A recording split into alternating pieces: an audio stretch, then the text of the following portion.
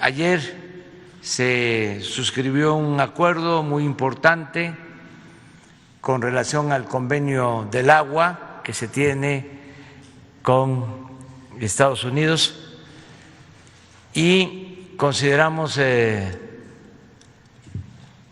necesario el que se conozca sobre este acontecimiento, muy favorable. Ya se logró un acuerdo. Quiero aprovechar para agradecer al gobierno de Estados Unidos por su comprensión y por su solidaridad. Agradecer al presidente Donald Trump, al secretario de Estado, el señor Pompeo, porque tuvimos algunas dificultades para el cumplimiento de este acuerdo. Sin embargo, ellos entendieron la circunstancia especial de la entrega del agua, sobre todo por el conflicto en Chihuahua, la actitud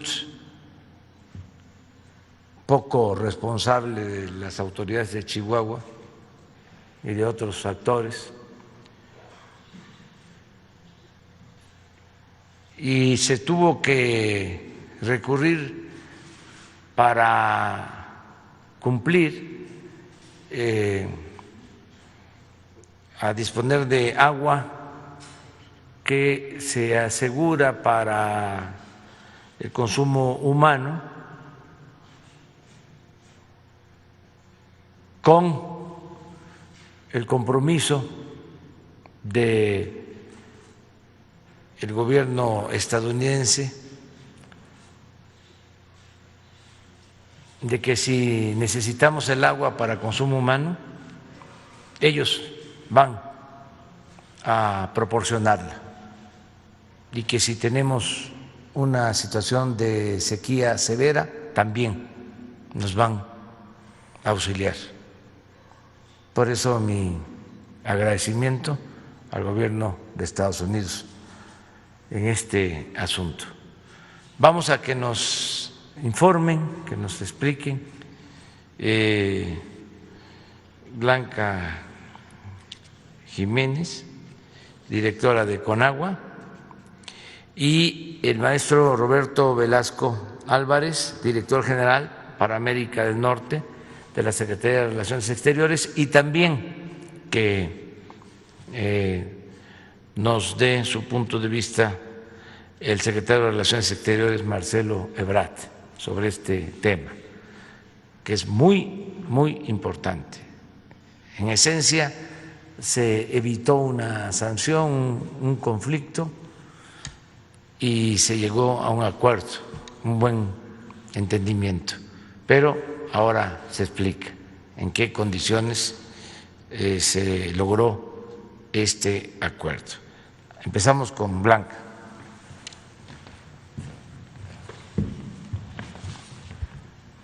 Con su permiso, señor presidente, buenos días a todas y todos. Si me pone la primera lámina, por favor. Quiero recordar lo que es el tratado. Es un tratado muy benéfico para el país porque nuestro país recibe 4 veces más de lo que aporta con base anual. Recibimos 1.850 millones de metros cúbicos y aportamos 432. Además, es un tratado que tiene flexibilidad en las entregas de agua por parte de México.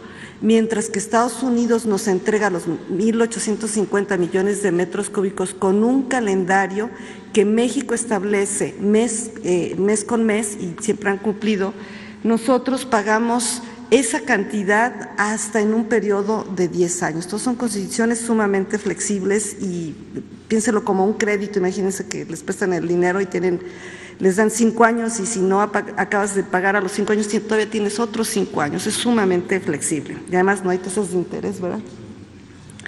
¿Cómo se paga? Con los tributarios. Esto está definido en el tratado. Las cuencas grises son los ríos tributarios, las rosas no son ríos tributarios. Fue un análisis que se hizo en México y pasó esa acta aprobada en el Senado y también pasó por Estados Unidos, y dice que los tributarios son el río Conchos, que está en Chihuahua, Las Vacas, San Diego, San Rodrigo, Escondido y Salado en Coahuila, Nuevo León y Tamaulipas. El río Conchos es el más caudaloso y aportan cada uno en una proporción igual a su caudal. Por eso el río Conchos aporta el 54.1%. También el tratado establece que si no pagamos en 5 años, tenemos otros 5 años, pero ya no nos podemos ir a 15 años. ¿Qué ocurrió en el ciclo 35? Estos ciclos se enumeran y actualmente estamos en el ciclo 35. La siguiente, por favor. Sucedió que el ciclo anterior se cerró con un adeudo en 2015 de 324.7 millones de metros cúbicos, 325 en números redondos. ¿Y qué tuvimos que hacer? O sea, nosotros recibimos el ciclo completado, tuvimos que pagar todo lo que se debía en el ciclo, la cantidad de 2.158, que es los 400 por 5 años, y lo debíamos de pagar, como se ve en la figura de la izquierda, con el río Conchos y con el río y con los ríos de los otros estados. O sea, con el río que está en Chihuahua y los ríos que están en Coahuila, Nuevo León y Tamaulipas, que son prioritarios. Y debíamos de pagar lo que nos correspondía a los 5 años más el adeudo que recibimos. ¿Cómo pagamos finalmente? Con dado que Chihuahua, ustedes ven lo que había aportado a 1/3, es la verde oscura de abajo, eso es lo que había aportado Chihuahua, así lo recibimos. Se hicieron todas estas negociaciones, presiones, aperturas de presas que ustedes conocen, logramos extraer más de Chihuahua, no la cantidad que le correspondía, pero bueno, se logró traer. Y también hicimos aportaciones de los otros ríos más de las presas internacionales. Así fue como se pagó. Ahorita el maestro Roberto les va a explicar ya todo el cierre. La siguiente. Dejamos también todo un plan para tener el agua de las 13 ciudades fronterizas aseguradas, porque las presas internacionales se utilizan, entre otras cosas, para suministrar a las ciudades que tienen ustedes del lado derecho. La Amistad, que es la primera presa, la Falcón, ahí tienen las ciudades que se suministran. ¿De dónde las extraeremos? Del granero, continuará la extracción del granero porque ya tenemos el agua transferida ahí.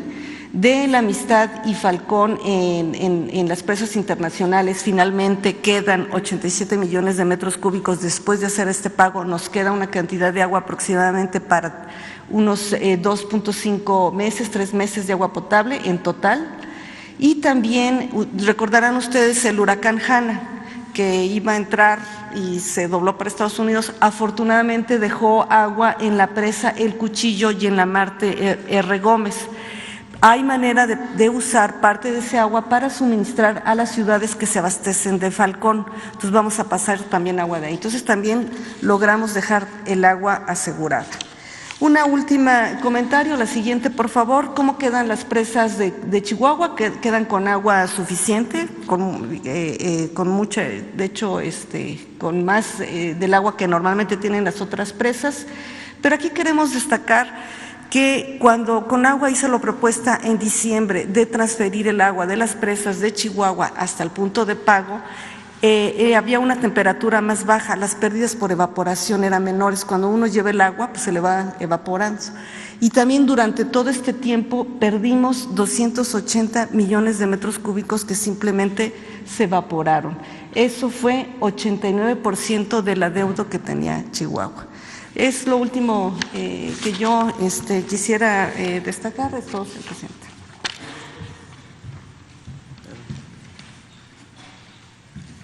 Con su permiso, presidente, empiezo con un poco de contexto histórico, si me ayudan con la siguiente diapositiva.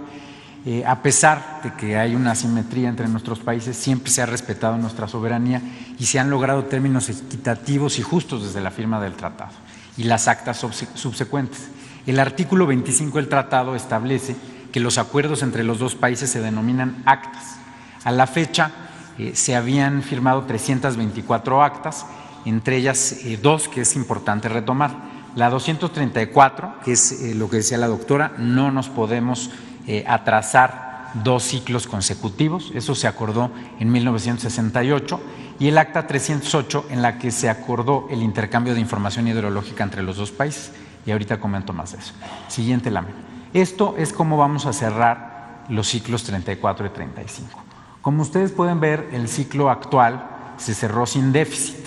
El déficit del ciclo anterior, que es el 34, que correspondió al gobierno pasado, vamos a saldar lo que faltaba con una transferencia de las presas internacionales, y de esta forma cumplimos lo que se establece en el acta 234, el 100% de lo que teníamos que entregar.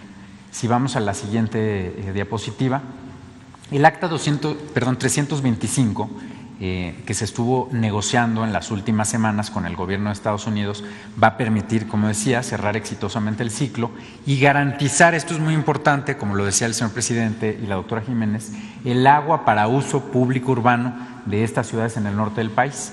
Tuvimos que construir confianza para llegar a este punto, pero muy importante también hacer una gestión interna del agua que permitiera cumplir con nuestras obligaciones sin poner en riesgo el abasto de las ciudades, y obviamente se tuvo que hacer una serie de trasvases para reducir el volumen pendiente de entrega. Si vamos a la siguiente. El acta 325 va a utilizar aguas de propiedad mexicana, como decía, 131 millones de metros cúbicos, y va a dejar cerca de 87 millones de metros cúbicos de almacenamiento mexicano para nuestras ciudades. Pero además, muy importante, Estados Unidos aceptó una cláusula que era para nosotros muy importante, de que va a cooperar con México por razones humanitarias en caso de que hubiera una sequía extrema o alguna otra emergencia, permitiéndonos usar volúmenes estadounidenses si esto ocurriera. Y además se retomó el compromiso de compartir información de manera binacional para mejorar la gestión del agua mediante un grupo de hidrología. Si vamos a la siguiente lámina. En la negociación participó obviamente la Secretaría de Relaciones Exteriores, el señor canciller encabezó y su servidor, la doctora Blanca Jiménez de la Comisión Nacional del Agua, estuvo personalmente en las negociaciones con Estados Unidos y Texas, el doctor Humberto Marengo de la sección mexicana de la Comisión Internacional de Límites y Aguas, que también merece un importante reconocimiento, y también nuestra cónsul general en Houston, Alicia Kerber, que nos estuvo ayudando en la parte de Texas. También hay que hacer un reconocimiento muy especial a la Secretaría de Seguridad Pública y Protección Ciudadana, sobre todo al subsecretario Ricardo Mejía, que no nos pudo acompañar el día de hoy, pero estuvo muy presente en todo este proceso, a la Guardia Nacional, a la Secretaría de la Defensa Nacional y a la Secretaría de Gobernación, que ayudaron en toda la parte nacional. Por Estados Unidos participó el Departamento de Estado, el Gobierno de Texas y la sección estadounidense de SILA. Si vamos a la siguiente lámina. Esta es el acta que se firmó el día de ayer, el acta 325. Se firmó en el Monumento Internacional número 1 por parte de los comisionados Marengo y Jane Harkins, como establece el propio tratado, y yo les transmití en el acto también la aprobación del Gobierno de México a esa acta que firmaron los comisionados. Si vamos a la siguiente lámina, aquí pueden ver algunas imágenes del evento en este monumento, que es muy importante porque es el monumento que divide o marca la división entre los dos países. Siguiente diapositiva. También ayer mismo la sección estadounidense nos notificó la aprobación del Departamento de Estado al acta 325, es decir, el acta 325 entró en vigor el día de ayer mismo. Siguiente diapositiva. Algunas consideraciones finales. Como decía el presidente, si bien ciertos actores políticos de Chihuahua, en especial el gobernador, antepusieron un interés electoral sobre el interés nacional, poniendo en riesgo el consumo de agua para la población del norte del país, se logró cerrar exitosamente el ciclo. Y aquí hago una anotación muy importante de por qué esta negociación es tan exitosa. Hubo una situación similar en 2002, en el acta 308, y se acordó, entre otras cosas, para que vean la diferencia entre entonces y ahora, se acordó en ese entonces pagar 1.500 millones de pesos para invertir en un supuesto programa de tecnificación del riego, que la doctora les puede platicar algún día qué resultados ha dado. Y además se acordó continuar extracciones de las presas interiores de México durante meses. Pueden revisar exacta, está en línea. Y en esta ocasión ya no habrá un cobro de este tipo, un pago de este tipo, y además cerramos los ciclos en ceros. Lo que sí hay que decir, se va a tener que continuar con la extracción de agua de la presa Luis L. León el Granero, ya no para el pago del tratado, sino para consumo humano, para reabastecer las presas internacionales para estas ciudades. Esto estima la Conagua que hasta el 19 de noviembre estará sucediendo. Entonces, bueno, pues con eso simplemente decir, fue una negociación muy exitosa. Reiteramos el reconocimiento a todos los que participaron y obviamente agradecemos al señor presidente por la conducción de todo este proceso.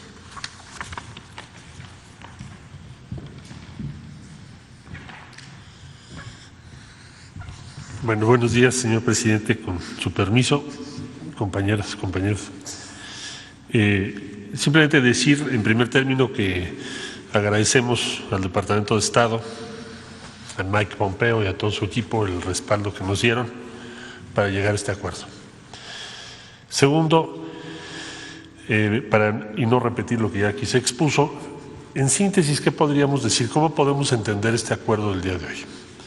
México recibe 4 veces más de agua que Estados Unidos en este tratado. El conflicto en Chihuahua es poner en duda que paguemos ese 1 para recibir 4. ¿Qué significa eso? Significa poner en riesgo el suministro de agua para las ciudades fronterizas, millones de personas. Y significa poner en riesgo el tratado, es decir, que en los subsecuentes ciclos, las siguientes generaciones, no la siguiente elección, las siguientes décadas, México ya no reciba 4 por 1. ¿Cuál sería la combinación? Pues seguramente muy desventajosa. No sé si fuese y tuviésemos suerte, a lo mejor pasaría a ser 2 y 2 o 3 y 2, o en una de esas al revés, por la asimetría que hay entre México y Estados Unidos en tamaño de economía y poder. Nosotros en la Secretaría de Relaciones Exteriores siempre se ha visto y se ha considerado este tratado como uno de los grandes triunfos de México. Este tratado tomó de 1929 a 1944. En aquellos años los diplomáticos mexicanos batallaron mucho. Pues imagínense ustedes, de todo ese tiempo había muchos temas de conflicto, pero este era uno principalísimo para México. Entonces se considera que ese tratado, por lo que acabo de exponer, es uno de los grandes logros de la diplomacia mexicana y no debemos ponerlo en riesgo. Y no estamos pensando en esta administración, sino como aquellos mexicanos de 1929 a 44, estamos en 2020. Las decisiones que tomaron han permitido el suministro sin riesgo de agua muy escasa para nuestras ciudades. Y eso es lo que tenemos que tener siempre en mente. Puede ser una buena idea, una tentación electoral, pero ¿de qué sirve si ponemos en entredicho el futuro de todo el norte del país? Entonces, afortunadamente se llegó a un acuerdo, sus rasgos principales ya los tienen ustedes. No hay en el gobierno de la República otro afán, y es la instrucción que nos ha dado el señor presidente, que garantizar el suministro pensando igual, actuando igual que los mexicanos que negociaron el tratado en 1929-44. Es lo que estamos pensando y así hemos actuado. Y agradecer muchísimo a la Secretaría de la Defensa Nacional, a la Guardia Nacional y a Ricardo Mejía Verdeja, que el día de hoy no nos acompaña, pero ha sido una pieza clave para llegar a este resultado. Muchas gracias. Es todo, señor presidente. Bueno, pues este era el informe y ahora sí, vamos a preguntas y respuestas. Empezamos.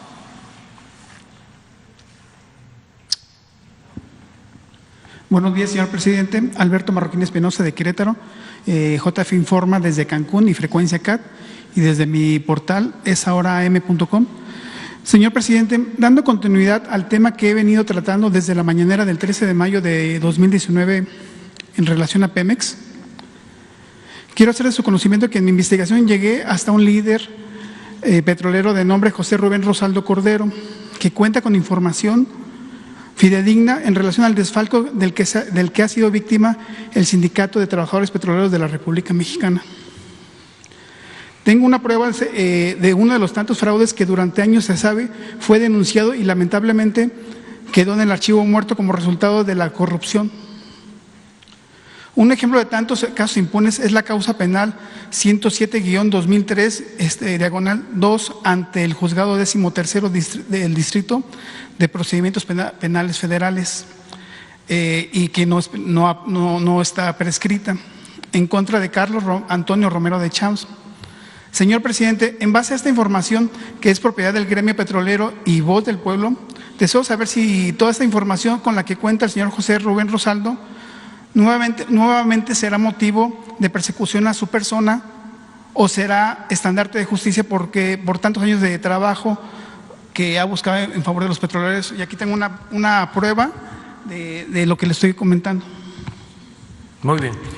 Si te parece, nos entregas el informe con el compromiso de que nosotros lo remitimos, lo enviamos a la Fiscalía. Okay. Para que se atienda.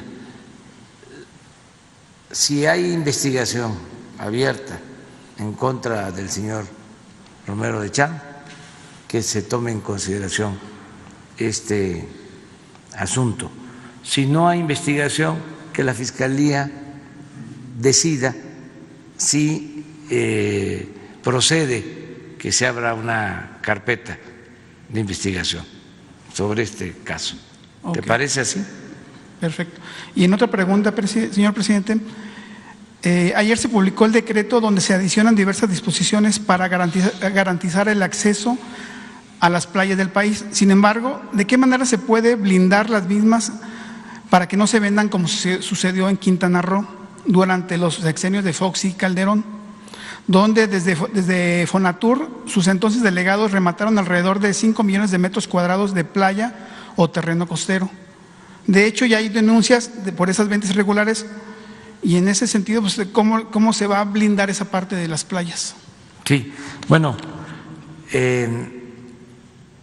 entiendo que esta disposición legal es para que ya no se continúe entregando las playas a particulares, que sean playas públicas, que puedan existir las playas de hoteles, pero que se garantice que la gente que vive en las ciudades de playa, en las ciudades turísticas, pueda acceder a las playas. En efecto, se ha abusado de esto en el sentido de que no tiene la gente cómo ir a la playa, quien no está en un hotel, porque se han privatizado las playas. Entonces, yo celebro que se haya tomado ese acuerdo ayer, esa disposición, y ahora lo que hay que hacer es, primero, ya no permitir que se sigan entregando las playas. Nosotros no hemos entregado playas desde que estamos aquí y no se van a entregar playas que son públicas a particulares. No hay privatización de las playas, para ser claros. Y segundo, que se recuperen las que se puedan recuperar. En el caso, por ejemplo, de Playa del Carmen, ahora que hay un proceso de regularización que se está llevando a cabo en la colonia Colosio, que desde hace años hay una situación completamente irregular, y ahora hay un acuerdo entre el gobierno federal, el gobierno del estado, el gobierno municipal de ese municipio, Solidaridad, que se entreguen escrituras a quienes están viviendo desde hace mucho tiempo sin papeles en sus lotes, ya edificaron, porque había un asunto, existe un tema jurídico que viene de lejos, de unos propietarios que reclaman derechos sobre las tierras. Entonces está llegando ya un acuerdo, y en Playa del Carmen hay como 4 o 6 hectáreas de playa, y parte de ese acuerdo es que esa superficie se convierte en un parque con acceso a la playa. Eso lo vamos a seguir haciendo en el caso de Quintana Roo y en otros casos, pero sí fue bueno lo que se decidió el día de ayer. Gracias. Aprovechando que está la directora de Conagua, nada más preguntarle cómo se le puede hacer para evitar ya la privatización del agua en fraccionamientos, como ya se lo he citado en ocasiones anteriores. ¿Qué se podría hacer al caso? Yo sé que compete mucho al Estado y a los municipios, que a veces se declaran incompetentes, y de alguna forma a empresas privadas son las que cobran esos recibos del agua en colonias y fraccionamientos muy grandes. Le hablo al caso de Querétaro, por ejemplo, y yo sé que sucede en todo el país, ¿no? Ojalá que algún día se pueda dar solución a este tema, porque se me hace un tema muy, muy delicado que a rato ya no contemos ni con agua. Sí, yo nada más aquí recuerdo de que querían privatizar el agua en el gobierno anterior, y había acuerdo ya de los 2 partidos que siempre se ponen en correspondencia, siempre actúan juntos cuando se trata de estas cosas, ya de tiempo atrás, y nosotros evitamos que se privatizara el agua cuando estábamos en la oposición. Ya habían acordado en comisiones. Creo que fue en el sexenio pasado. Sí, porque pudo haber se pudo haber dado también en el otro sexenio, porque era lo mismo, pues. Pero nos opusimos. Era legisladora quien es ahora secretaria del Trabajo, Luisa María Alcalde. Entonces, sí fue en el sexenio pasado. Y eran pocos los legisladores verdaderamente de oposición. Sin embargo,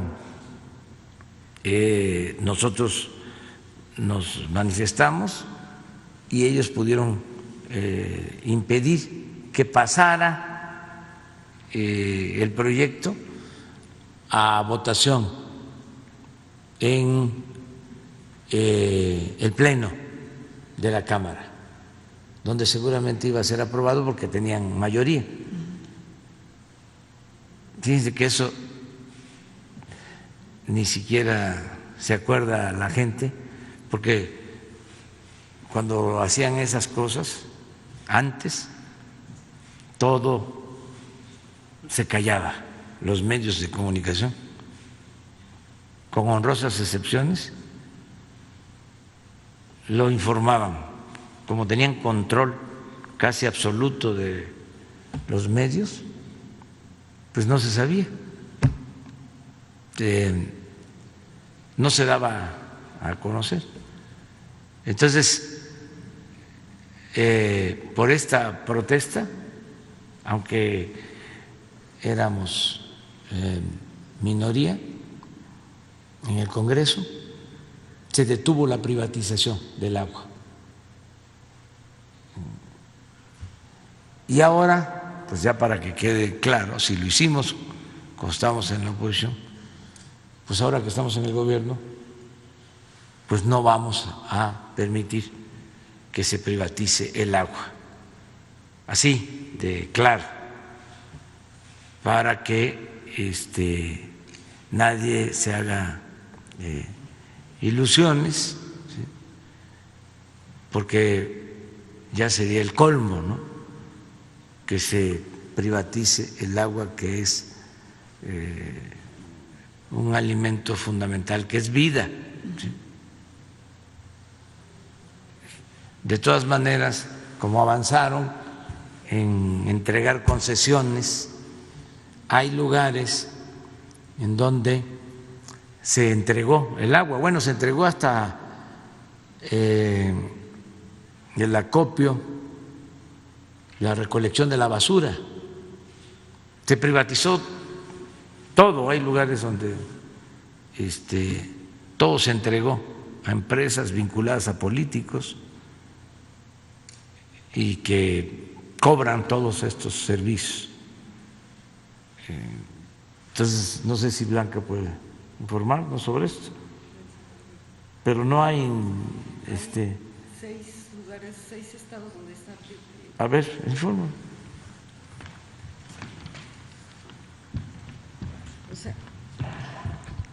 Gracias a lo que se hizo parando la ley de privatización, no hay muchas concesiones o privatizaciones de agua en el país.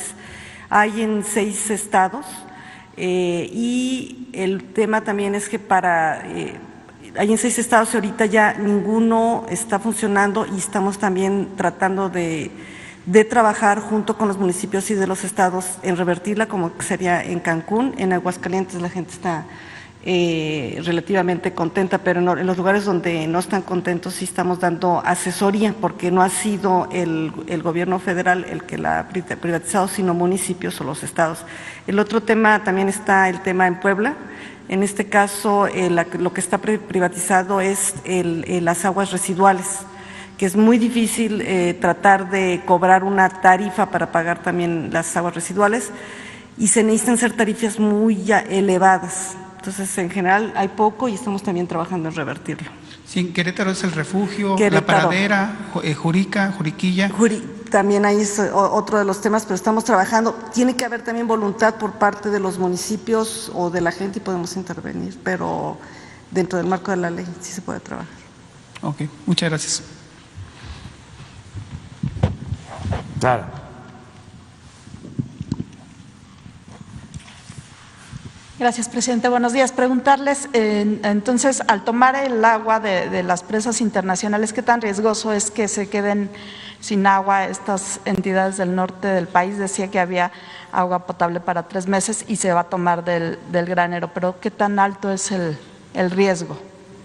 Bueno, por eso nuestro agradecimiento al gobierno de Estados Unidos, porque se tiene agua para consumo humano en estas ciudades fronterizas. Sin embargo, se logró, y esto es muy importante, que en caso de que no sea suficiente o que haya una sequía severa, ellos, por razones humanitarias, nos darían agua para que no falte el abasto de agua en estas ciudades fronterizas. Eso es lo que yo entiendo de este acuerdo. Por eso celebro que se haya suscrito, porque tenemos, vamos a decir, una reserva, una protección en el caso de que sea necesario.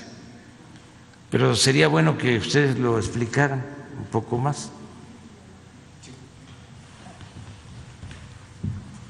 La probabilidad es ya muy baja porque precisamente lo que se hizo cuando se inició lo del tratado, el señor presidente nos puso dos condiciones.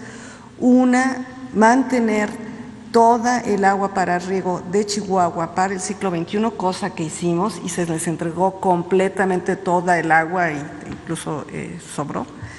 Y el otro nos puso dos parámetros, el otro era no poner en riesgo a las ciudades.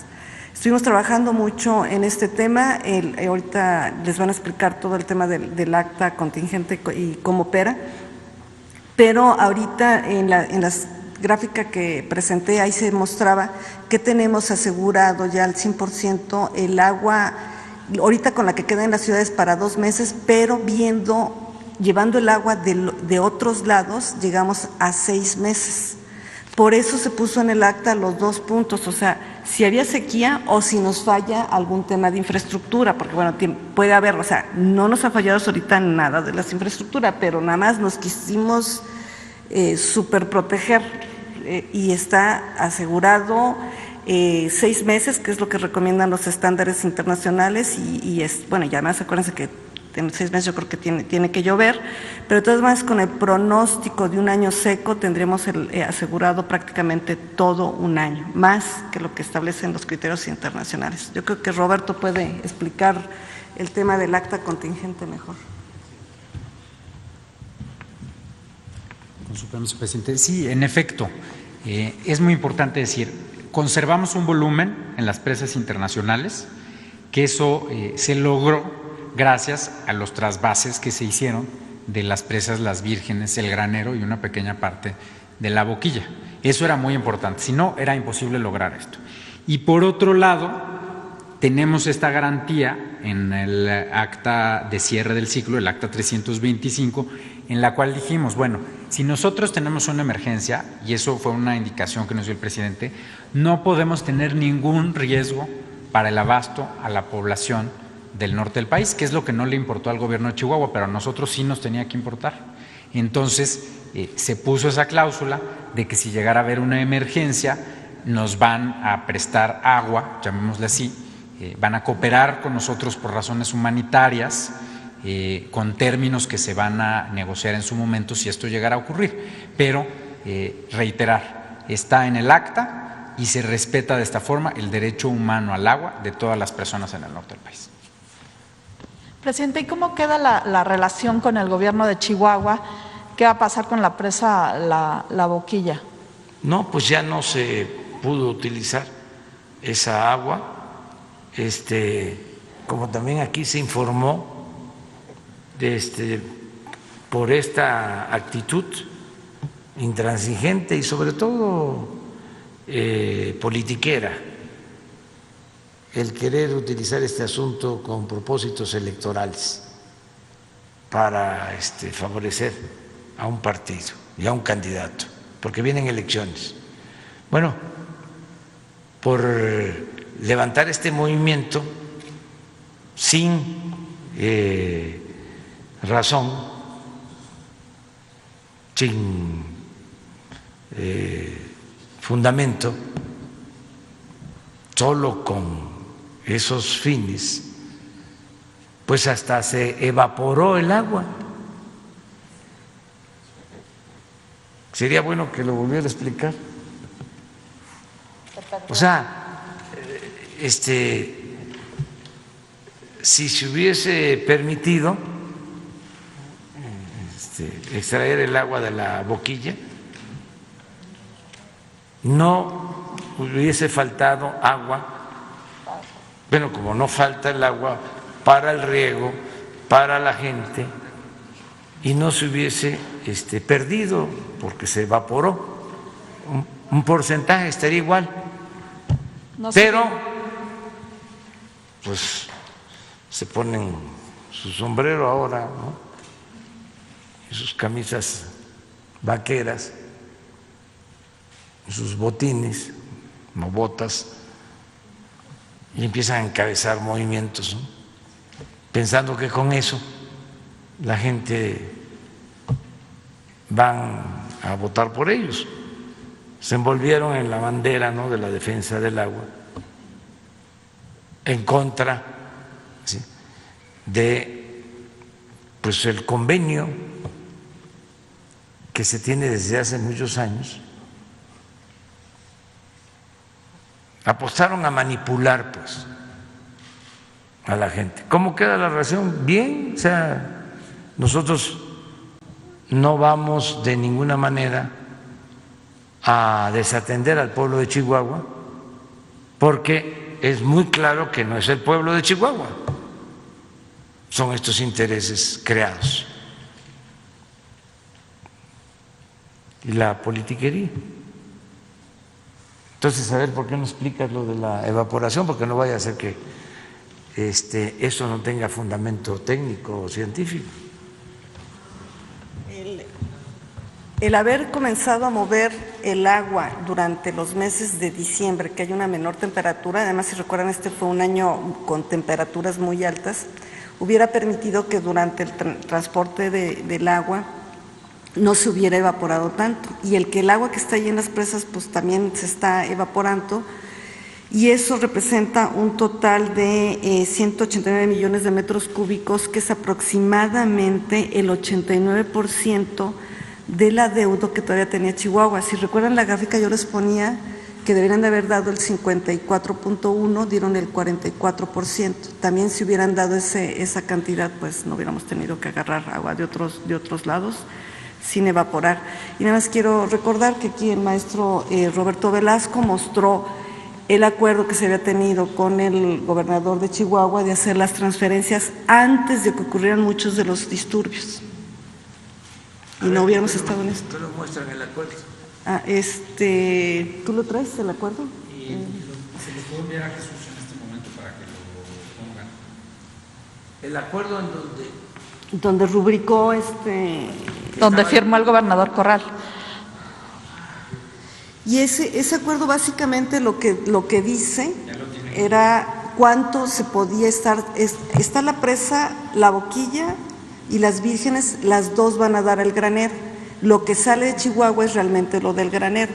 Como había mucha discusión que si llovía, que si te iban a pagar con lluvias en lugar de extracción, o de que si iban a pagar, cuando uno riega, parte del agua se recupera y vuelve a llegar a las presas, que eso se llama escorrentía, o con escorrentía, y estábamos metidos en esa discusión. Entonces dijimos, bueno, en lugar de andar discutiendo de por dónde pagamos, que eso se le ocurrió al señor canciller, en lugar de que se enfrasquen en esas discusiones, pónganse afuera de la presa y digan cuánto tienen que sacar, y eso fue lo que él rubricó. Entonces teníamos un acuerdo de sacar una cierta cantidad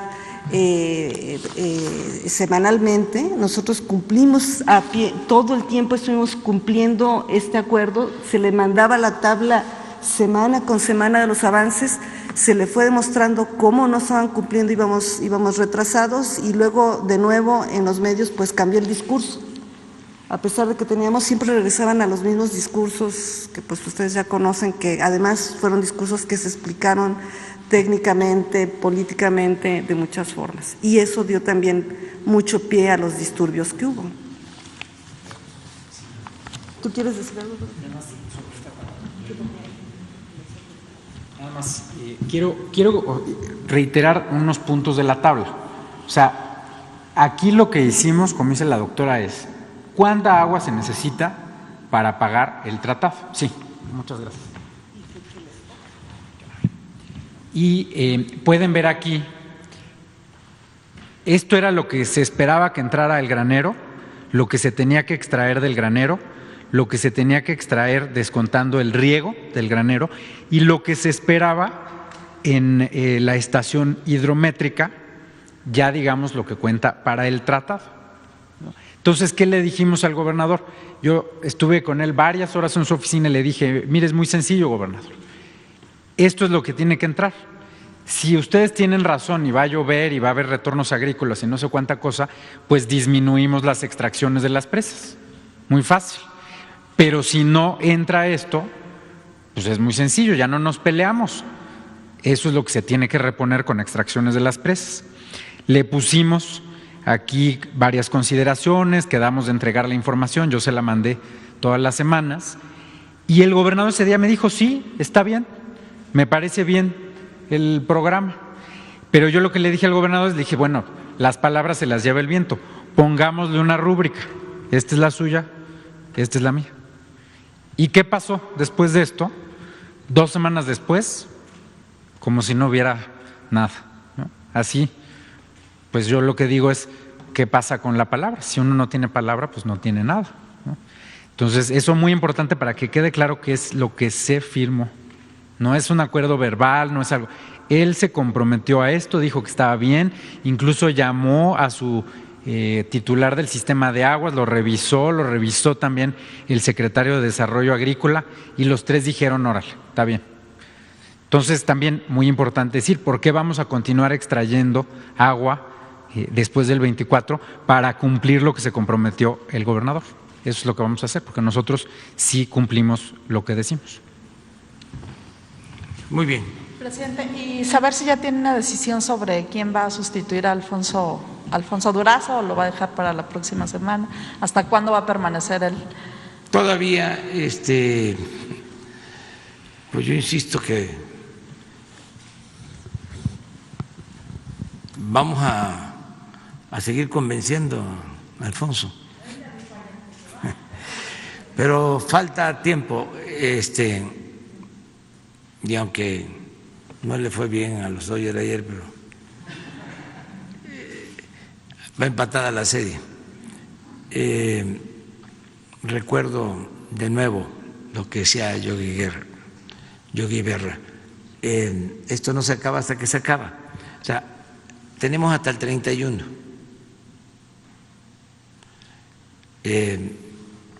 Como plazo, todo el que aspire a ser candidato, aunque por ley podría estar más tiempo, nosotros queremos hacer el deslinde y hicimos el compromiso que hasta el 31 de octubre. Entonces, ese día vamos a saber ya cuántas renuncias de servidores públicos que van a participar como candidatos, pero es hasta el día 31, de modo que para entonces vamos a dar a conocer quiénes van a sustituir.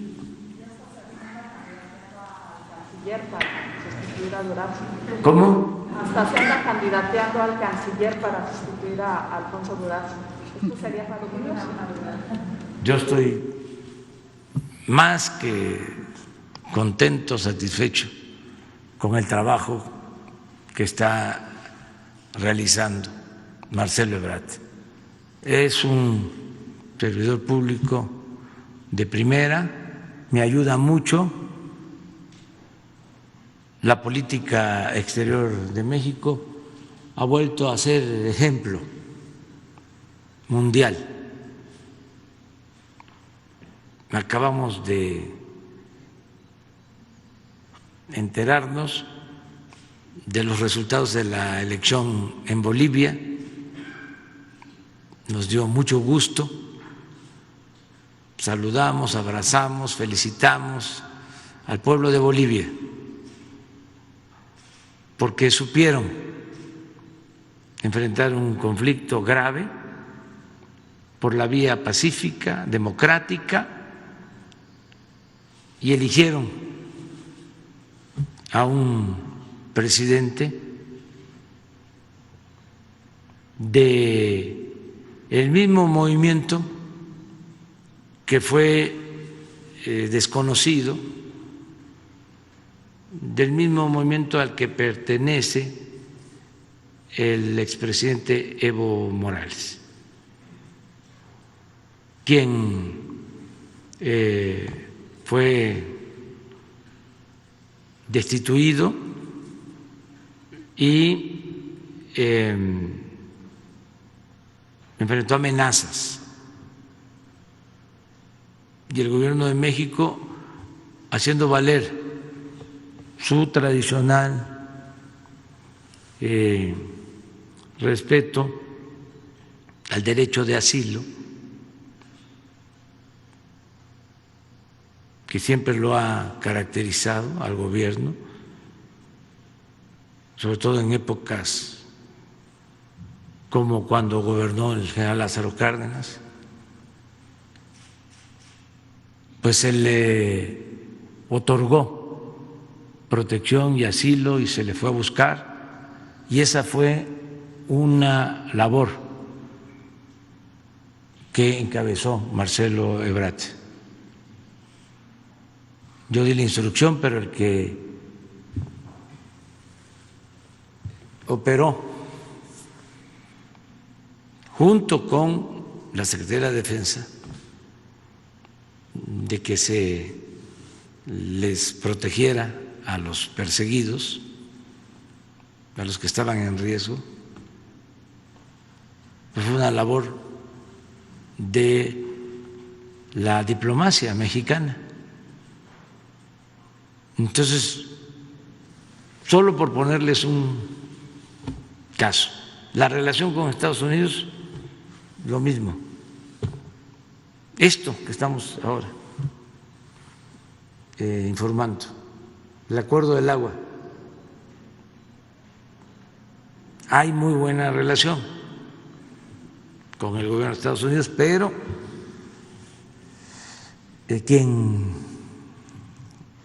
opera esta relación, quien la lleva a la práctica, pues es Marcelo. Entonces, vamos a esperarnos hasta el 31. Vamos a esperarnos hasta el 31.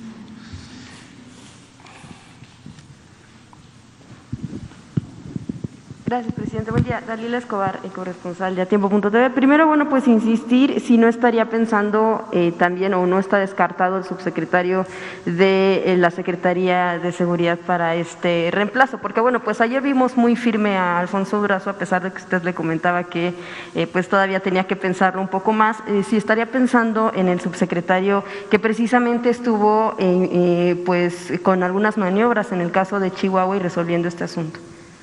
Muy bueno como servidor público, Ricardo Mejía, que ahora está guardado porque está cuidándose por la pandemia. Pero todavía no es el tiempo, vamos a esperar. Aquí no son cargos, son encargos. Y sí, se respetan jerarquías, pero aquí todos ayudamos. Hay servidores públicos que no tienen un alto cargo, pero que son fundamentales para llevar a cabo la transformación de la vida pública de México.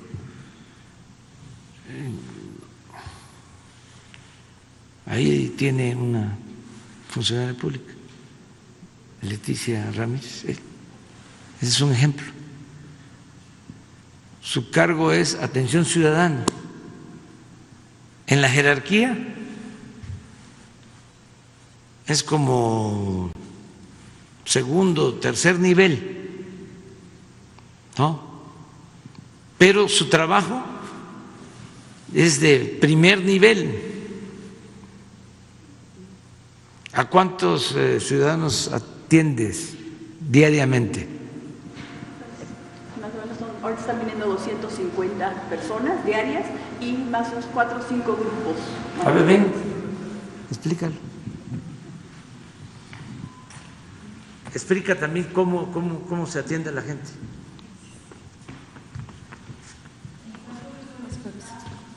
Bueno, sí, claro, sí. Nosotros, desde que inició la pandemia, tuvimos sí una decisión de no atender de manera personal a los ciudadanos para podernos cuidar todos. Pero estábamos atendiendo más o menos 400 personas al día y ahorita están viniendo ya 250, 200 por día. A todos los recibimos, platicamos con ellos, los atendemos y hacemos todas las gestiones. El asunto de los grupos se ha incrementado, son todas las personas que se organizan por diferentes demandas y vienen aquí a manifestarse. A todos los escuchamos.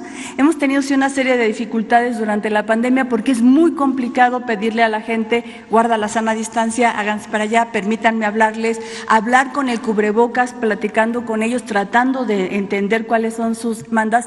Nos ha costado mucho trabajo, ha sido una situación que hemos tenido que enfrentar, pero de todos modos los recibimos, los atendemos, hacemos todas las gestiones. Casi todos los grupos que vienen les conseguimos citas con las autoridades que tienen que resolver sus demandas el mismo día. Y las respuestas son diversas. Algunos son situaciones estatales, municipales o incluso federales y la respuesta no es inmediata. Entonces, lo que les pedimos es levanten su plantón, retírense de aquí, pero seguimos en el diálogo. Eso es lo más importante. En el caso de los grupos, nosotros privilegiamos el diálogo. Siempre la plática, siempre el respeto, respetar su derecho de manifestación y pedirles que nos permitan buscar soluciones. Debo aclarar que no todas las cosas que se plantean tienen solución. Hay algunas cosas que tienen mucho tiempo, que tienen una dinámica que ya tiene una solución en la que ellos no están de acuerdo, pero buscamos cómo podérselas explicar para que eso suceda. En otros de los casos, lo que ellos insisten es en quedarse aquí mientras encontramos la solución, y pues aquí los tenemos y nosotros seguimos buscando todas esas soluciones. Con las personas en lo individual, lo que estamos haciendo es, siempre se les da una respuesta. Y ahorita, en la relación que yo tengo con todas las dependencias y que tenemos como institución, tenemos ya un porcentaje de 78% de respuesta, lo cual nos da mucho gusto porque avanzamos. Yo creo que también por la situación de la pandemia había mucha gente que tenía las cuestiones detenidas, pero estuvieron trabajando. Insisto, no todas las respuestas son positivas, pero toda la gente tiene una respuesta de lo que está planteando. Y si me permiten, quisiera comentarles algo que ha sucedido en estos últimos tiempos, y es que ha habido muchas propuestas. O sea, la gente no solo viene a solicitar, a pedir que se le dé una respuesta a su demanda, sino que últimamente han llegado muchas ideas de cómo mejorar, muchas cuestiones de estamos con usted, estamos trabajando, ya vimos lo que están haciendo, les falta esto, sugerencias. Esto nos ha estado llegando mucho últimamente, la gente está planteando cómo podemos seguir ayudando, que no se les olvide esto, que ya empezaron esto, pero acuérdense que todavía falta terminarlo, no está completo, siempre llamando la atención. Y hemos avanzado en la relación con las dependencias de si nos están llamando la atención sobre un tema, hay que hacerles caso. Y entonces, ¿qué pasó con este asunto? ¿Qué pasó con cualquier otro? Esa es la dinámica con la que estamos trabajando, y hacemos además con muchísimo gusto, con mucha convicción y con mucha alegría. La verdad es muy satisfactorio servir. Gracias, presidente. Solo dos temas más. Uno, el asunto de la Corte, la decisión de la Corte para suspender este decreto federal que modifica pues las reglas para las nuevas plantas privadas generadoras de energías renovables, por un lado, y por otro lado la decisión de Iberdrola de decir que no va a invertir en el país hasta que no se tengan pues estas reglas claras. Sí, estamos en una revisión de todos estos ordenamientos legales porque se abusó mucho. El propósito, para decirlo con claridad, era dejarle el mercado de los energéticos al sector privado, tanto nacional como extranjero. Y esto implicaba menguar, socavar, destruir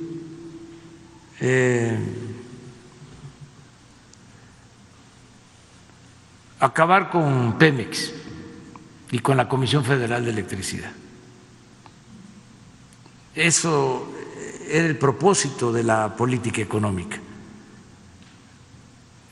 en el periodo neoliberal. Y nosotros no estamos de acuerdo con eso. Y no es nuevo. Lo planteamos durante años y está planteado en la campaña y está en los compromisos el rescatar a Pemex y a la Comisión Federal de Electricidad. Entonces, antes no era esa la intención.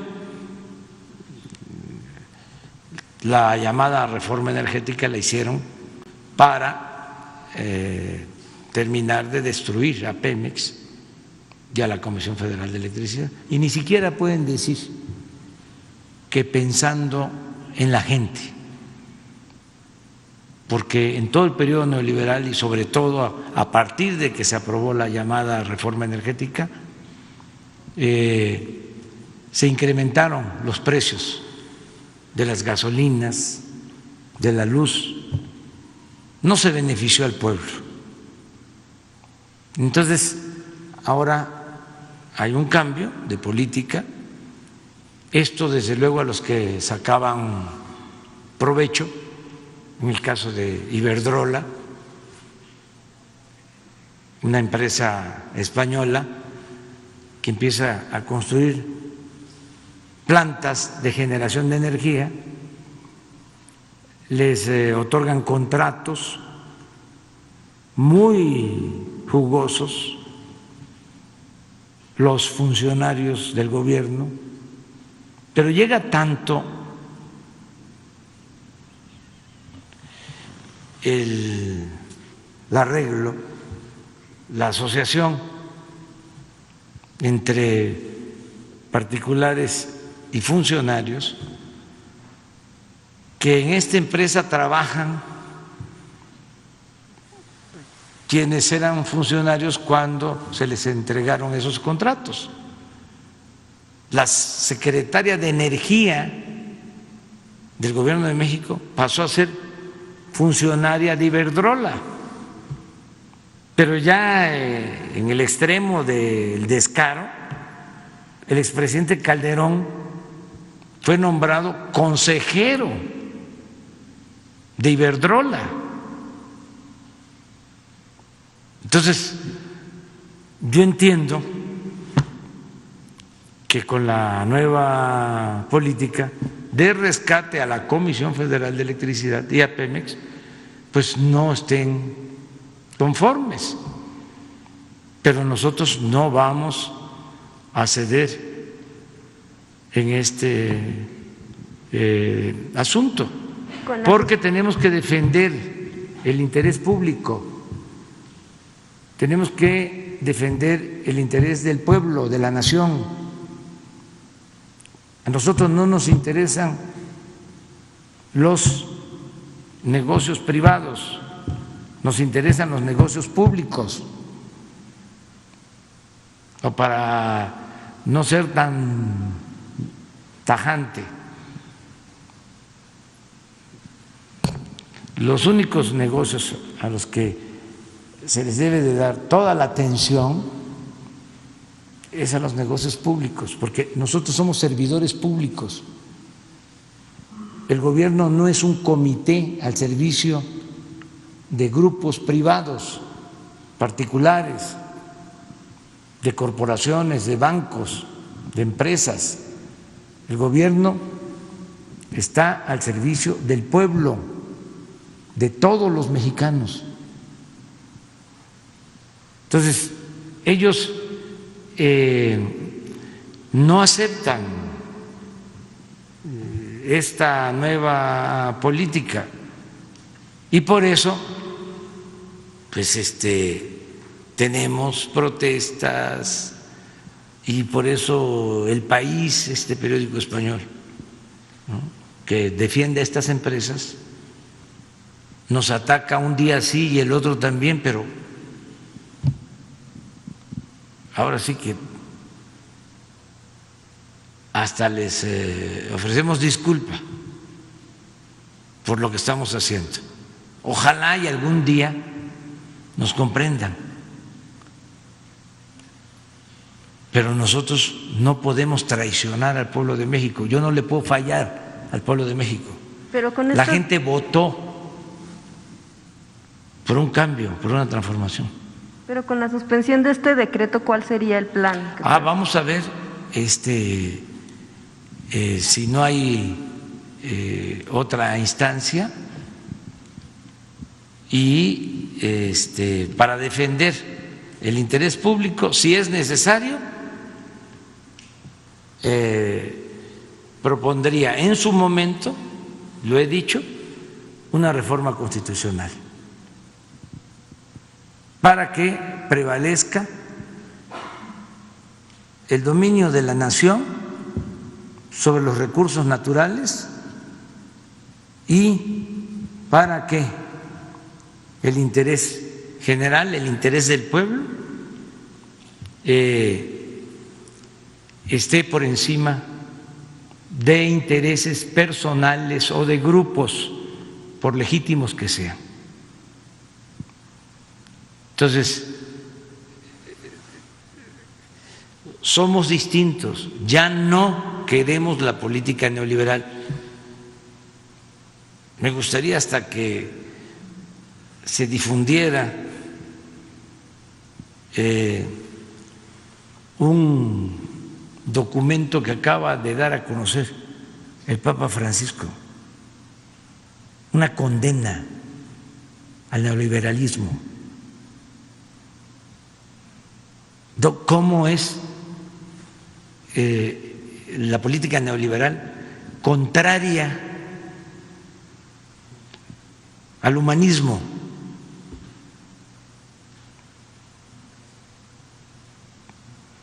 En su concepción religiosa dice contraria al Evangelio, porque es lucro, porque no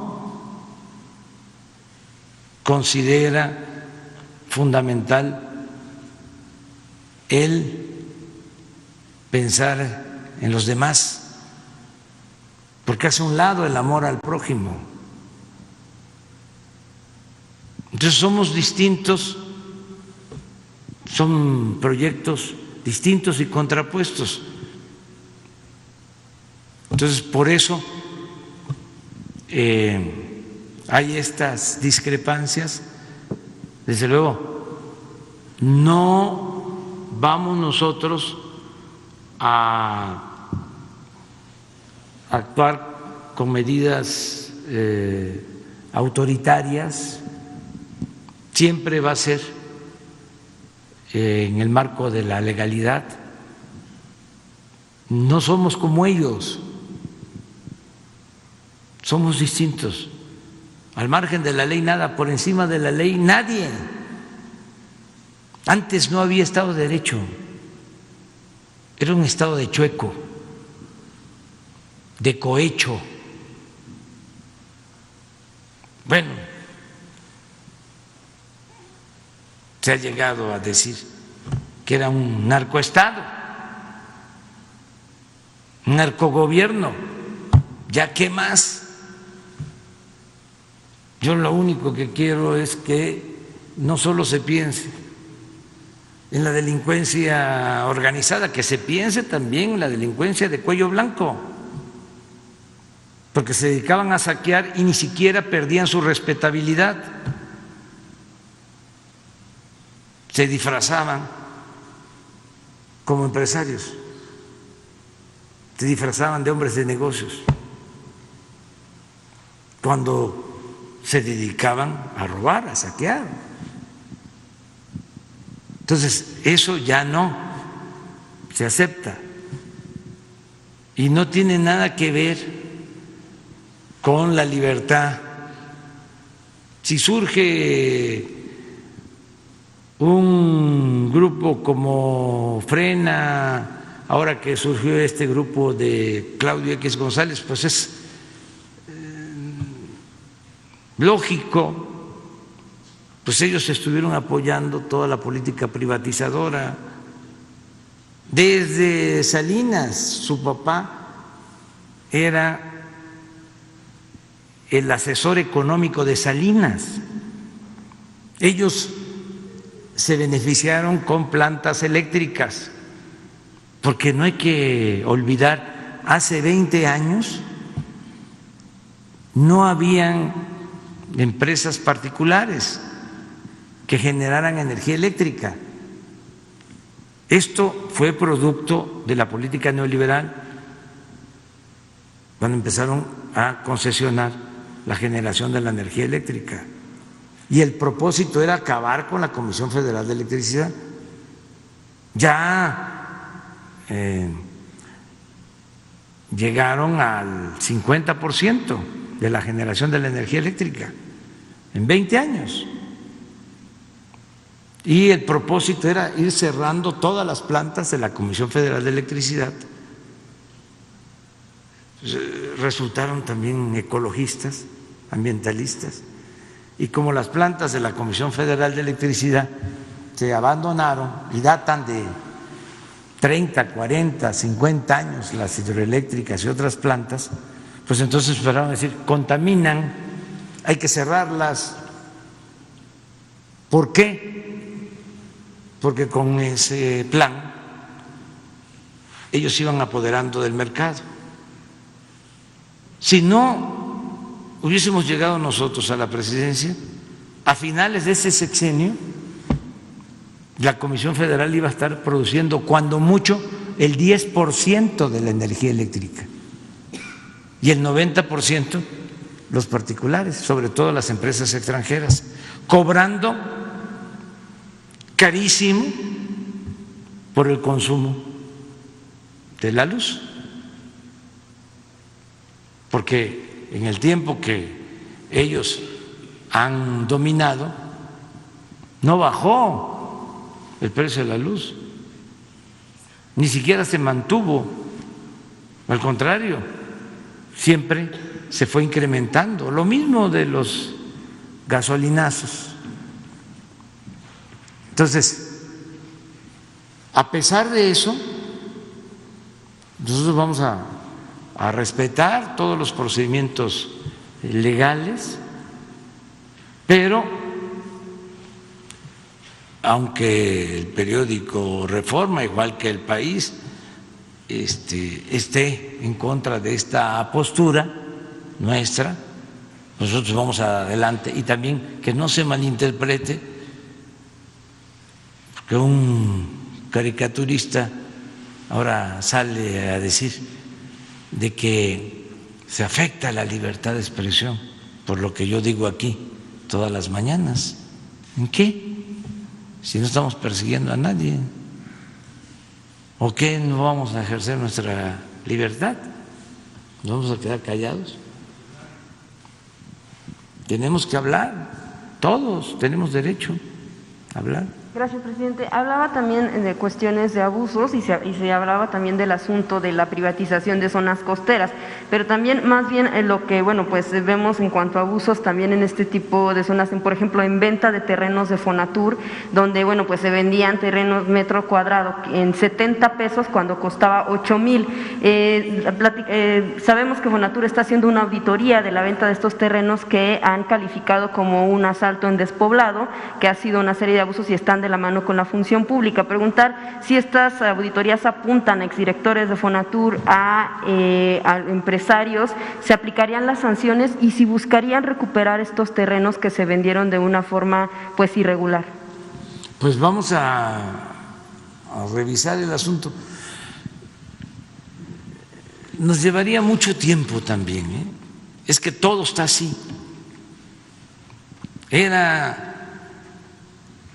Ofrezco disculpa por la mala expresión, era un cochinero. En el caso de la venta de terrenos de Fonatur, tengo claro, y hay pruebas de cómo durante el gobierno de Fox Se vendieron terrenos como a 10 minutos, cuando mucho, del actual aeropuerto de Cancún. Manglares, creo que como 200, 300 hectáreas. A 70 pesos el metro cuadrado, ni lo que cuesta un metro de alfombra.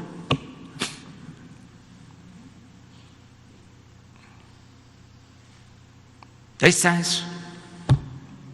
Lo otro, lo de la compra del terreno al finado Toledo Corro,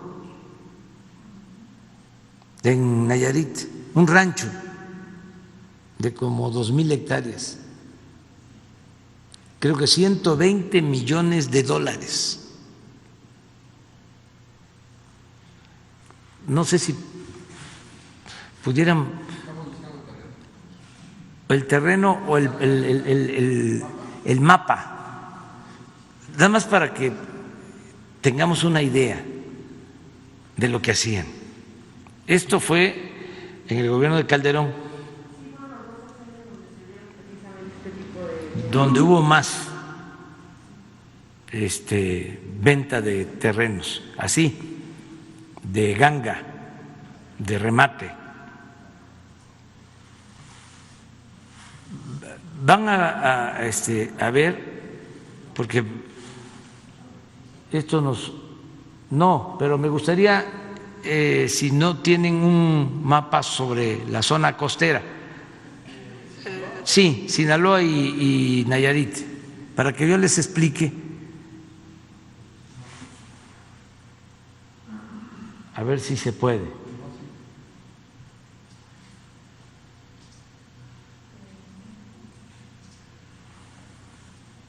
Este terreno está ahí.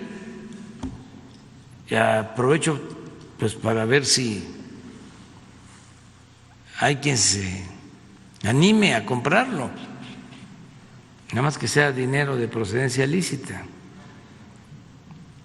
Pero vamos a tratar de recuperar cuando menos lo que se invirtió.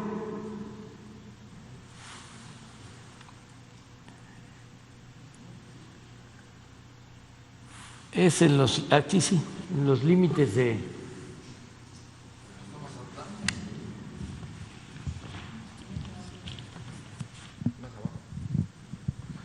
aquí es. Aquí compraron el terreno.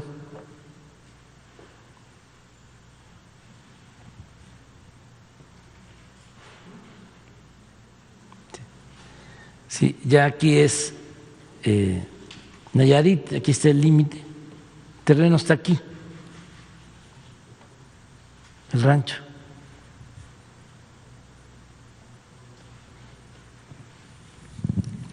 Aquí está Mazatlán.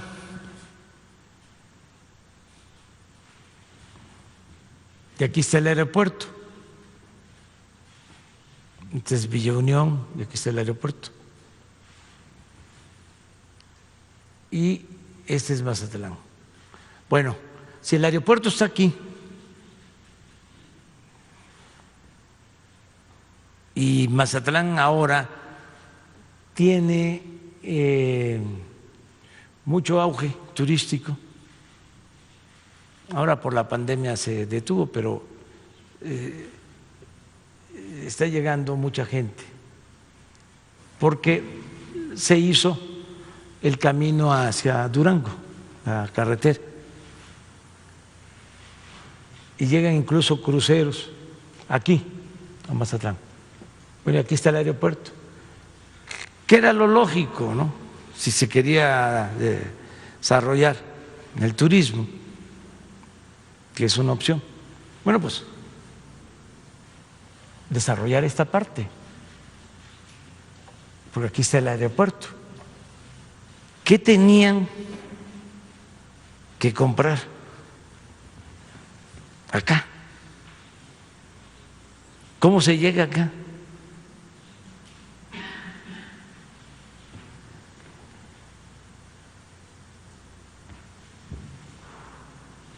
Aquí hay una base aérea de la Marina, y aquí está el terreno. El finado Toledo Corro fue gobernador de Sinaloa, para que la gente que nos está escuchando lo sepa. Entonces, ¿qué hicieron? Pues un negocio, porque no valía eso que pagaron. Es así que desde entonces no hay nada y tenemos que estar pagando mantenimiento. Esto es Fonatur. Pero así como esto, por poner un ejemplo, claro, si el propósito era el desarrollo turístico, pues lo que correspondía era cerca del aeropuerto, ¿no? Hacerlo, ¿no? Y no acá, porque pues acá pues requiere un aeropuerto especial. Y entonces estamos procurando, es como el avión presidencial. Nos cuesta trabajo venderlo, nos está costando trabajo, porque ¿quién compra un avión así?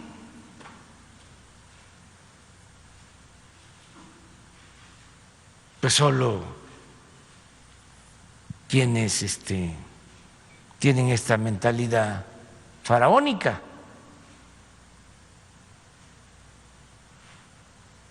Pues es lo mismo. Y en el caso de Cancún, no, pues ahí hablé de este terreno, pero ahí muchos otros, y en todos lados. Por eso lo importante de lo de las playas. La otra cuestión que estamos revisando es la de los tribunales agrarios. Resulta que todo esto es propiedad social, o era propiedad social, era de ejidos, eran tierras comunales, incluso tierras nacionales. Entonces se apropiaron de las instituciones agrarias, en este caso de todo lo que tiene que ver con la Procuraduría Agraria, y los más antiagraristas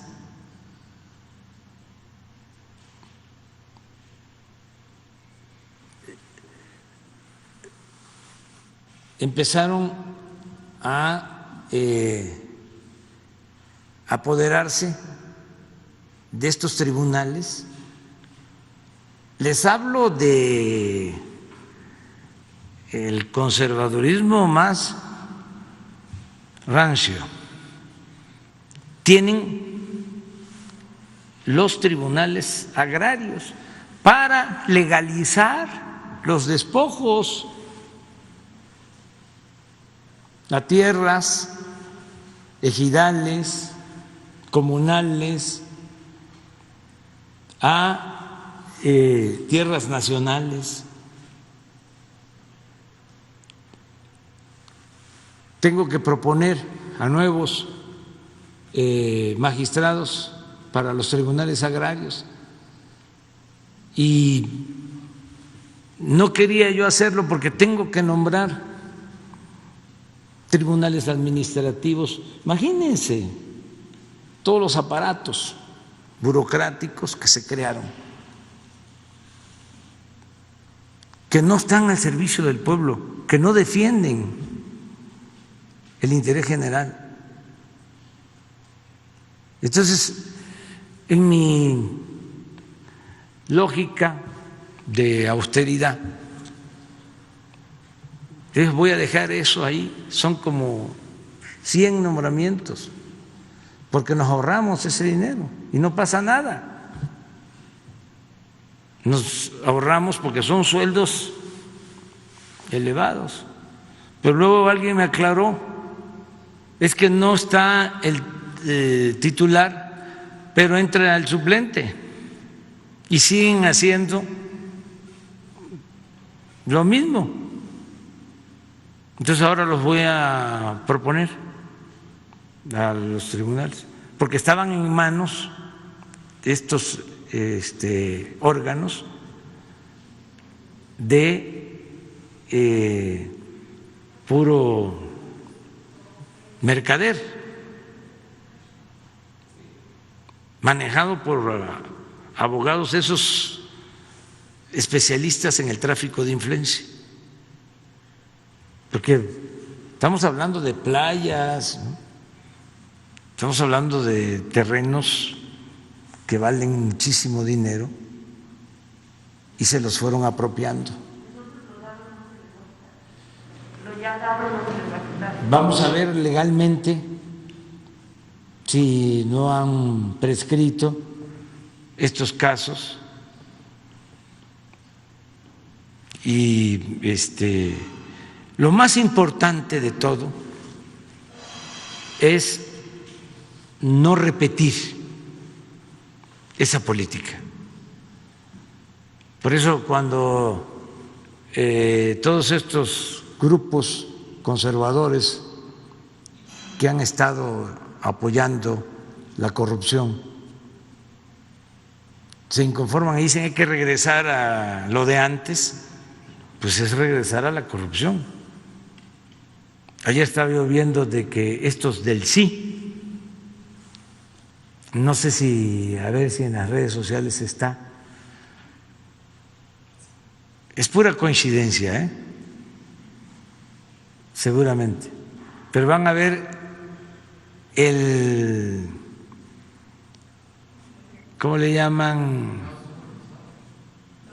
El logotipo.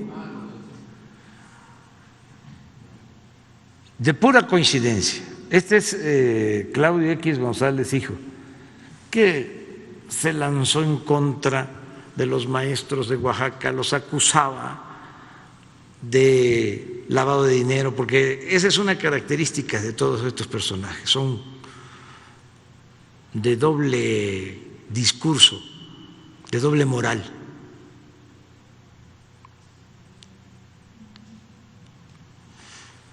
Mucha hipocresía. Pero quiero mostrarles el logotipo. Puede ser coincidencia. Es el sí. Es el sí, parecido al sí que utilizó Pinochet.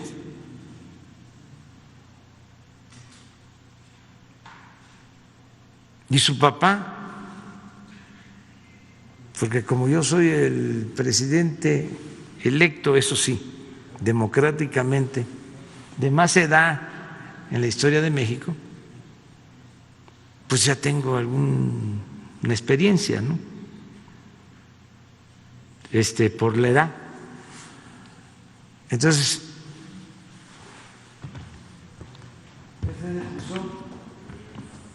Pinochet.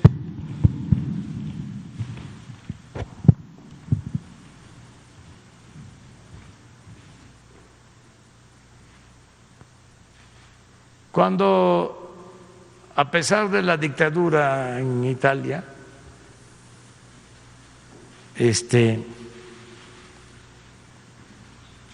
pues se le consultó a la gente, ¿no?, si querían que continuara el régimen militar o se optaba por la democracia después del golpe al presidente Salvador Allende. Y ese era. Y ahora el de Claudio es este. Después puede ser coincidencia, pero fíjense que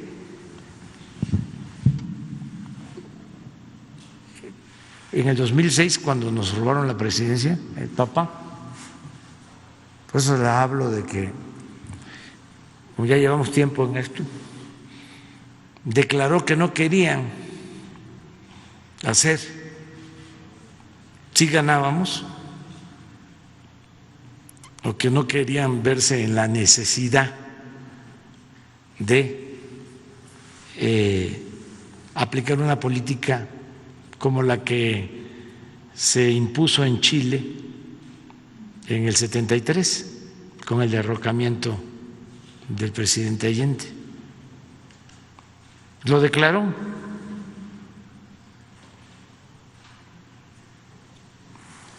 De todas formas, pues están en su derecho.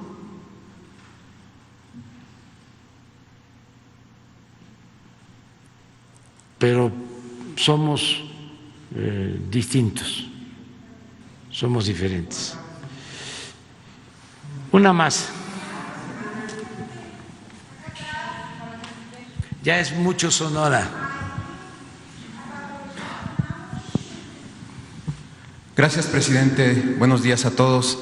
Daniel Blancas, de Crónica, para compartirle una investigación, presidente, sobre contrabando, importaciones ilegales y mal uso de programas sectoriales, el cual pues en realidad afecta el empleo principalmente, de acuerdo a nuestra investigación, de industrias como la del calzado, el textil, el papel, el azúcar, el acero y otras que son vitales en el país. Durante la pandemia, presidente, paró la industria formal por obvias razones, lo sabemos, pero no las redes ilegales. La mercancía por debajo del precio de la materia prima, incluso la mercancía que se llama subvaluada, creció. Le voy a poner algunos ejemplos: 6.5%. Estoy hablando del rango de enero a julio. La mercancía ilícita creció 6.5% en relación con el año pasado en la industria textil. En confecciones, 5 puntos. En calzado, 3 puntos. Esto con datos del SAT, presidente, con datos oficiales. En realidad el reportaje pues es muy largo, presidente, es muy extenso y me gustaría que no agotarlo ahora, sino compartírselo en futuras ocasiones, siempre pensando en el beneficio que puede traer para el empleo, ahora que es un momento complicado en el país. Hoy solamente quiero hablarle de un programa que es auspiciado por la Secretaría de Economía, que se llama IMEX. Este programa, presidente, permite las importaciones temporales de bienes con la excusa de que aquí serán transformados y regresados al extranjero. Bueno, esto se hace sin cubrir ningún impuesto, presidente. Este programa anula cualquier impuesto. Para las redes delictivas es muy importante porque lo usan para importar productos terminados o prohibidos que luego nutren el mercado negro o incluso el mercado formal por medio de facturas falsas de las famosas factureras. Se evade muchos impuestos, presidente, y en esto está relacionado incluso la ANTAD, la cadena de tiendas de autoservicio. Según el último registro de la Secretaría de Economía, hay 2.350 programas de estos que le estoy hablando, que se llaman IMEX, 2.350. ¿Sabe usted cuántos de estos 2.350 tienen registro de operaciones de comercio exterior? Solo 400, presidente, solo 400, es decir, menos del 20%. El otro 80%, presidente, de acuerdo a nuestra investigación, es usado por estas redes delictivas para, si me cachan una, aquí tengo la otra. Son como fichas de dominó para el crimen. Tengo aquí diversos archivos, presidente, testimonios, documentos que detallan cómo un alto funcionario de la Secretaría de Economía conoció sobre la venta de estos programas, sobre la renta de estos programas en miles de dólares, sobre el ingreso de contenedores con mercancía fraudulenta o vacíos en el retorno. Este funcionario ocupó un puesto clave en este entramado. era nada más y nada menos que director general de Comercio Exterior, del cual depende IMEX. Estuvo en este puesto en el sexenio de Felipe Calderón, en el sexenio de Peña Nieto.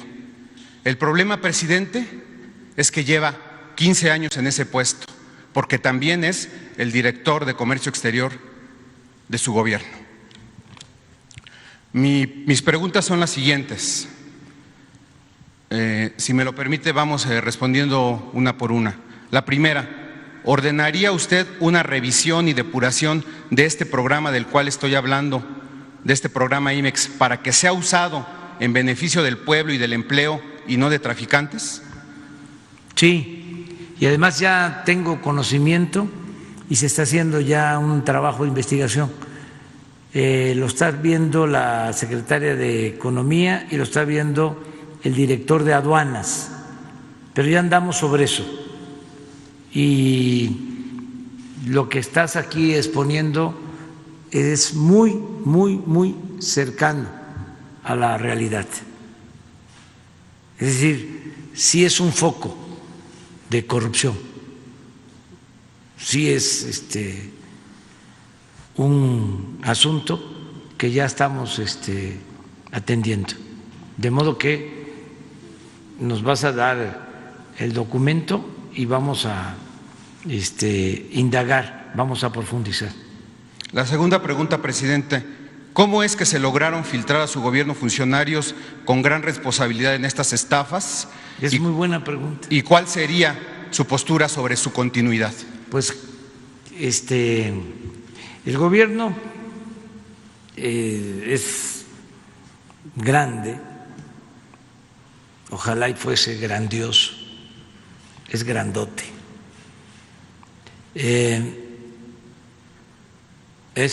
Ya lo dije, es un elefante echado, reumático y mañoso lo que nos entregaron. Estamos ahí levantándolo, empujándolo para que camine. Duró mucho el neoliberalismo, más que el porfiriato. Lo repito, el porfiriato fueron 34 años. La política neoliberal, que es sinónimo de corrupción, duró 36 años. Entonces, eclipsaron todo. Y quedaron muchos funcionarios enquistados en las estructuras de gobierno. Pasaban de sexenio a sexenio, hasta nuestros días, esto que estás planteando. Entonces, vamos a ir limpiando, lo seguimos haciendo, o sea, es diario.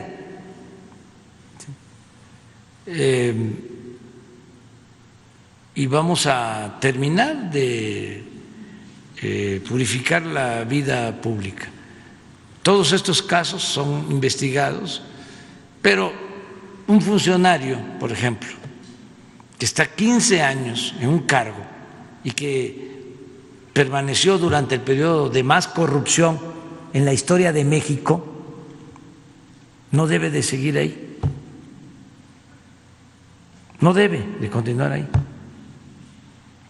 De todas maneras hay que revisar el caso. Pero esto nos pasa en Hacienda, nos pasa en Economía. Bueno, Seguridad Pública, había gente, y todavía no terminamos de limpiar, de García Luna.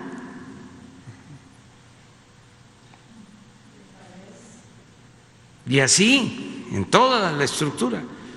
Entonces, por eso hablamos de barrer de arriba para abajo y vamos avanzando y no vamos a dejar de limpiar. Y cero corrupción, cero impunidad. Y ya lo dije, puede ser mi hermano, puede ser un hijo mío. Si comete un delito de corrupción, se va a la cárcel. Y estoy hablando de mi familia. En esto no hay acuerdo con amigos, con familiares. Nosotros llegamos aquí con la encomienda de acabar con la corrupción. Y los altos funcionarios del gobierno lo saben, constantemente se los estoy repitiendo. Y sea quien sea, se le demuestra un caso de corrupción y no solo tiene que abandonar el cargo, se le consigna. Y esto también lo digo y lo repito y lo repito y lo repito para que no se use mi nombre, porque hay unos que dicen, es una instrucción de arriba, un poco lo que veíamos ayer con los fideicomisos, por instrucciones de arriba. Sí, no sé cuál era el término que usaban, pero así, superiores, por instrucciones superiores. Yo no mando a decir nada, yo los cito cuando se trata de un asunto que nos importa y de manera directa. Es más, yo creo que soy más transparente aquí en la conferencia que en las reuniones particulares o en los acuerdos con funcionarios, porque no tengo nada que ocultar y además esto me ayuda a mí para que sepan todos de que no hay tolerancia con la corrupción y nada de que está muy cercano y te pide el presidente que le ayudes, o si nos apoyas, por ejemplo, en eso de los tribunales electorales para dar registros a unos y quitar registros a otros. Nada, absolutamente. En las candidaturas, ni de las de Morena me meto. Que quede claro eso. Esto es distinto completamente. Entonces, todo eso que estás planteando se va a investigar. Antier plantearon aquí, dijeron de que un funcionario de Pemex estaba en un restaurante con Romero de Champ y con los líderes. Se dio a conocer aquí y ya nada más me informó el director de Pemex. Bueno, ni siquiera habló conmigo, ya nada más me mandó el boletín de que fue suspendido el funcionario. ¿Se esperaría que así ocurriera en este caso? Sí. El funcionario se llama Juan Díaz Mazadiego y le digo, no es un puesto menor, es director de Comercio Exterior. Sí, sí. Ya, solo que si estuvo 2 sexenios, si estuvo en el sexenio de Calderón y en el sexenio de Peña, en ese cargo, y está en el sexenio nuestro con ese cargo, pues no puede estar. Es de veras, o sea, sí hay funcionarios de carrera, pero en esos 2 sexenios se intensificó la corrupción como nunca. No, pues además hay testimonios y Sí, archivos, y hay documentos pruebas. de que... Sí. Bueno, la última pregunta... Es que si no lo hacemos así, ¿y saben qué pasa? Por ejemplo, esto que me estás diciendo, yo no lo sabía. ¿Por qué? Porque son estructuras y le doy la confianza al secretario y si tienen casos así de gentes que vienen de las otras administraciones, pues tratan de mantenerlos pensando que son técnicos, que son independientes, y ahí se van. Y además se ponderó demasiado lo de la técnica. A los técnicos se les consideraba como científicos o se creían científicos y se elevó a rango supremo la economía. Esa es una característica del periodo neoliberal y se subordinó todo lo demás. Yo he llegado aquí a decir que para ser un buen funcionario público el 90% es honestidad y el 10% es conocimiento, experiencia, y se enojan. Entonces, no, por la influencia que hubo durante muchos años, donde lo importante eran los grados académicos y no la honestidad. Y habían quienes estudiaban doctorado en Harvard y por ese hecho ya tenían licencia para robar, como los hijos del Padrino de la novela de Puzo, que los mandaba a estudiar a universidades del extranjero. O los legisladores. Yo recuerdo que cuando decidimos de que los militantes de Morena pudieran aspirar a ser diputados o senadores y que no se resolviera en una convención, porque ¿qué pasaba cuando se resolvía en una asamblea? ¿Quiénes quedaban para ir a la lista plurinominal? Los cercanos a los dirigentes. Hasta metían a sus esposas, a sus hermanos, a sus primos, a sus achichincles. Como eran corrientes, grupos, se ponían de acuerdo, se hacía la asamblea y salían en las listas.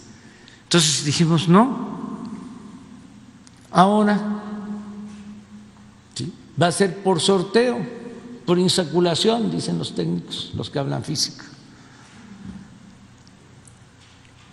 Y fue una crítica, ¿cómo? ¿Y si gana un albañil? ¿Y si gana una mujer indígena? ¿Y si gana un campesino? ¿Cómo va a ser diputado? Bueno, entonces, ¿qué no son pueblo? ¿Y que no el diputado es un representante del pueblo? Y no se quiere conocimiento sobre la materia. Eso es elemental. Eso en un mes se conoce la práctica parlamentaria. Lo importante, lo más importante de todo es la honestidad y el tener vergüenza. ¿Para qué lo quiero tan experto y graduado en universidades del extranjero si se va a corromper, si le va a dar la espalda al pueblo, si nunca va a ser representante popular en los hechos? Bueno, ¿saben qué pasó? ¿Qué sucedió? Pues esos albañiles, esas campesinas nunca traicionaron, jamás. Nunca votaron por una reforma que afectara los intereses del pueblo. Ninguno se vendió.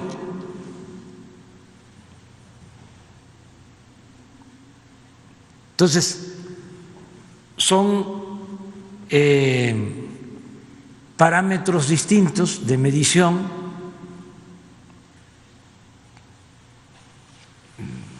No nos hace falta mucha experiencia técnica, lo que nos falta en un país que padeció durante tantos años, siglos de corrupción.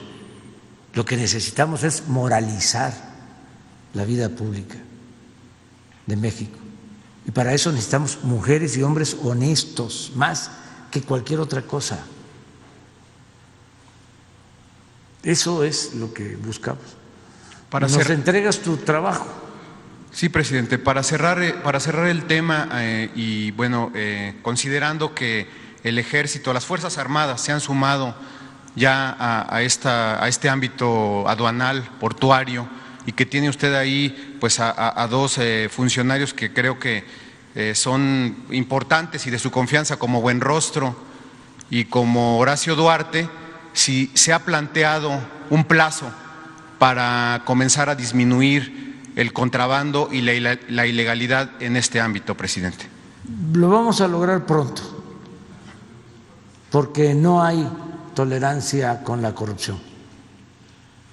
Y Horacio Duarte es un hombre íntegro, y la que está en Puerto, Rosa Isela Rodríguez, de primera.